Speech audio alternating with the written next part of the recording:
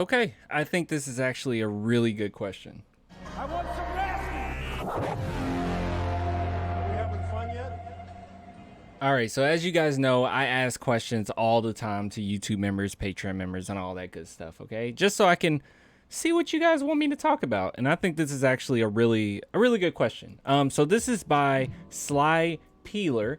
And we'll get to that one sec. Clan the Merch Fan, okay? If you guys want to support the channel, Clan the Merch Fan, link in the description for that. I'm sorry. Look, I have to, bro. If I don't advertise it, no one will. No one will. I'm the only one. So anyways, if you guys want to support, there's that. And if you did order, because quite a few people ordered, if you did order, please tag me once you get your stuff, okay? Tag me on Twitter, Instagram, all that good stuff. All right, so let's talk about this. Sly Peeler says, I've been trying to figure out what the roles are going to be this season, or even if roles can be determined this early. So many new people. Who is the leader? Who is the glue guy? Excited for the upcoming season. No expectations, only watching people ball and improve. And I think that last part is pretty much what we're going to be seeing, watching players evolve. That's basically it. Now, as far as everyone's role, I'm gonna try my very best to explain what I think these players' main roles will be this upcoming season. Now, I could be completely wrong, and obviously as the season draws near and we start to see preseason and everything, my opinion of this might change a little bit, but I'm gonna try my best. So I'm gonna bring up, or as you can see, I brought up the roster posted here by Noah, and obviously this is the one where it's one extra player, but I'm just gonna go through the main guys that we are going to see play and what their roles will be. So just trying to be as accurate as possible. The first question is, can roles be determined this early? Me personally, I think not. They have to go through some practices so you can really see how these guys play off of each other now that DJ is gone, because it's going to be a completely different makeup now that DeJounte Murray isn't there, because he got so much usage this past season. Now, the next question is, so many new people. Who is the leader? All right, we can talk about that. So who do I believe the leader is of this upcoming team? Now, this is two different things here. There's a couple there's one player in particular that I think will be the definite leader of the team, but there's a few players that I think have really great leadership qualities that could potentially end up being the leader of the team or one of the leaders of the team going forward. Obviously, even we're thinking about the dynasty San Antonio Spurs, Tim Duncan was the leader, but he wasn't the only leader. You know what I mean? Like Patty Mills was a leader. Manu Ginobili was a leader. Obviously, like we had other leaders of that team, but he was the guy. Okay. Now let's go ahead and talk about this. So this upcoming season alone, I think undoubtedly is going to be Keldon Johnson. I think the Spurs have already kind of put that upon him. As far as how he's been talking, he's, taking it in stride. Like he wants to be the leader. But when I think of a leader, I don't just think verbally, because I think Keldon Johnson is a good verbal leader. I also think who is going to put the team on their back the most this season. And I think it's going to be Keldon by far. I think Keldon Johnson probably be the leader of the team. Now, guys that I think have really good and strong leadership qualities.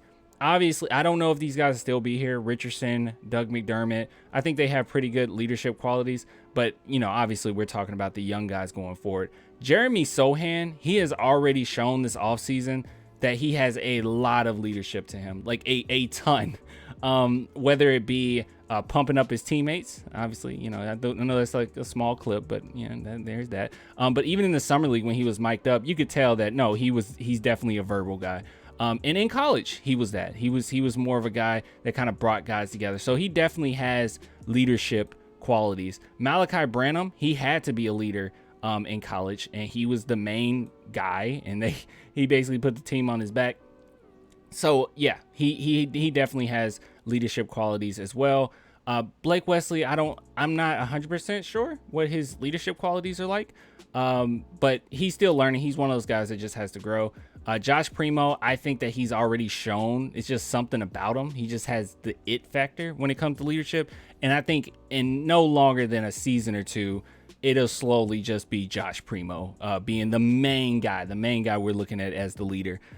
going forward. So those are kind of the guys. And Trey Jones, obviously. Trey Jones. I think that was, I can say that without being said, honestly. Trey Jones is a really good leader.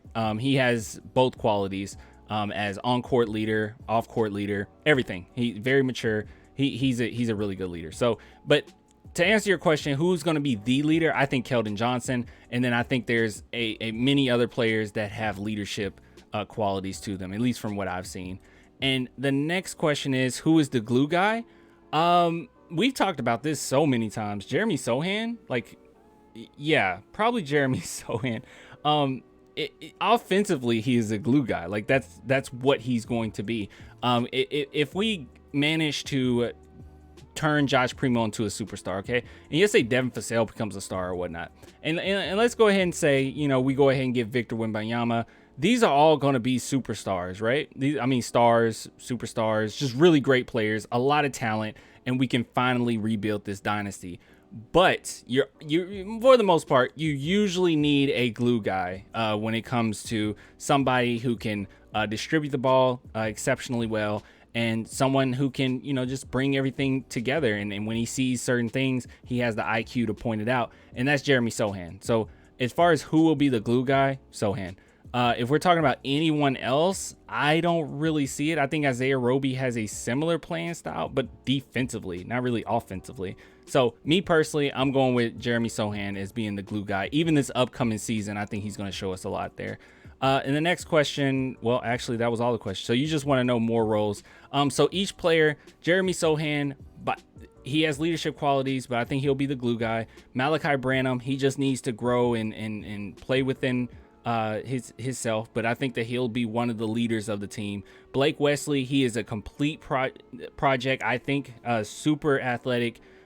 He's basically, I've said this before, but I think he's the reason why Lonnie Walker is gone. I know some people say it's Malachi. I think it's Blake Wesley. I think the reason why we kind of was like, yeah, you know, Lonnie can go, because Blake Wesley is like Lonnie, but probably going to be much better. And then Josh Primo, I think that he'll eventually be the leader of the team, and as time goes on, I think he's going to be one of the top scorers of the team. But this upcoming season, he's probably going to be more of the facilitator. I could see Josh Primo being more of a player where he facilitates, he gets other people involved, and then when you absolutely need him in the fourth quarter or the second half or whatnot, he can just put up numbers. I hope that Pop goes in a direction, and Pop adjusts to every single player he ever has, but I hope Pop goes in a direction where he tells Josh Primo just be aggressive, because thus far what we've seen is, at least in the summer league, they told him, no, you know, just facilitate. If we need you, you start scoring and be more aggressive, but just facilitate. And even, well, in the G League, it was a little different. They told him to be more aggressive, but then when he came back to the San Antonio Spurs, it was the same thing. It was like, okay, we need you to just get to the corner, sit there and look pretty. But as the season went on, they were like, okay, we want you to be more facilitator. But I really want us to really be able to use his talents as far as shooting way more effectively. Jordan Hall, I don't know. He'll be back and forth. We'll wait and see. But if he had a role in this team, pure facilitator. I didn't even mention Don Barlow, did I? Just waiting to see. He's just a project. Devin Vassell, he'll be one of the main scorers. So I think that we'll be looking to him, and I'll just knock out this one, Keldon Johnson. We'll look at both of them to score. More than likely, both of them will have the top two highest points per game. The more I think about it, Devin Vassell may end up getting there. I think Keldon Johnson probably, but I don't know. They're going to be pretty close, I think, in points per game. So those two are going to be the ones you lean on offensively as far as scoring. Trey Jones, backup point guard, I think. But very effective in that, and he'll be a facilitator, getting others involved. Romeo Langford, I don't know if he'll still be with the team. I don't even want to entertain it. But if he did stay with the team, probably more of a project. Wieskamp, more catch and shoot. I think that hopefully they do this like my wish. I hope that they do a lineup here and there with Josh Primo and Wieskamp, because I think that they play off of each other very well. Joe Wieskamp, is, at least from what I've seen, he has pretty nice IQ, and I think that that's kind of underrated on his part, but we'll see if his shot improved as far as the speed of it. But yeah, I think him and Josh Primo, hopefully they play off each other, but he'll just be a sharp. Jalen Attaway, I have no idea how this is going to go, or if he'll be with the team when it's all said. I have no idea. Isaiah Roby, he'll have more of the. This might sound weird, but I think he'll be the role that we expected Trey Lyles to be, kind of. And if you know anything about Trey Lyles, and when we grabbed Trey Lyles, we were more so expect him just to kind of be a placeholder, just to come in, do what you need to do as far as hit the open shots that's given to you. I don't think that we're gonna give him the ball and say, hey, go to work. I could be wrong. I don't think that'll be the case. I think he'll be more of kind of a stretch, and we'll play around with him defensively and say, hey, you get on this guard, for this possession or whatnot. So he'll be able to switch back and forth defensively, a little versatile. Kuz, I don't know. I'm not even going to entertain it, but I will say if he was with the team, 3-point shooter, more than likely, catch and shoot. Zach Collins, we know who he is. Okay. He'll more than likely, in my opinion, be a backup to Jakob, which is completely fine. Or backup to Sohan. I'm hoping that Sohan actually starts, but we'll see. Alize Johnson. Alize Johnson. Hopefully I said it right. Alize Johnson. I think that he's going to be legit. The more I looked into him, he's going to be kind of our grit and grind type of guy. Obviously he's a better player. Okay. Offensively, he's better. But so don't take offense when I say this, but kind of like a Tony Allen type role where you just put him in and we need him for so many different things, and he'll go out there and he'll grind it out for loose balls, play good defense, all that good stuff. So I think he'll take that more role, kind of like the tough guy role of the team. KBD, I don't even know if he'll still be here. If he is, I'm not crazy about his playing style. So more of just a stretch big kind of what we'll use him. I have no idea. Jakob Poeltl, we already know he'll be the main screen guy. He's going to be very important for the development of Malachi Branham in particular, since Malachi, even in college, he used screens like insanely. Like that's all he did. If you go back and watch, you can go back and watch highlights and see the way that he used screens, and he used them very well. And Jakob Poeltl, by a long shot, I think he's the best screener on this team. Sohan's a pretty decent screener as well, but I think Jakob will be. Josh Richardson, like I said, we don't know if we'll still have him, but he'll just take on a veteran leadership role. Doug McDermott, he'll be a catch and shoot, more than likely. We already know this. Also taking a leadership role.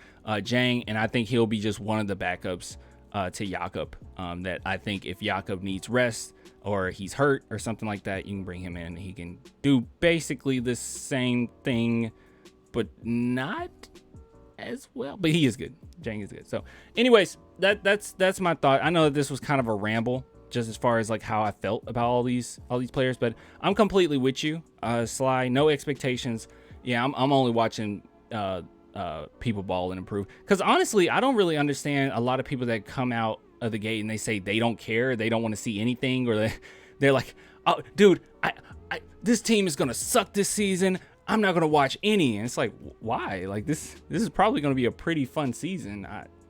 I'm gonna have fun. Like I know that we're gonna lose, but I'm gonna have fun seeing Josh Primo develop, and I'll be on here every single day talking about something that I saw from Josh Primo that I didn't expect, or Jeremy Sohan, or Malachi, and hopefully Wesley. I really do hope this. I really do hope that he gets playing time. He just seems like one of the guys right now that will really benefit going to the G League and then coming back. But we'll wait and see. But anyways, let me know what you guys think. Is there any roles that you would have changed on what I said? But if there's anything that you think differently about, please just let me know. I'll get with you guys later. You want to support the channel, Clan the Merch Fan, link in the description. Until next time, man. Deuces.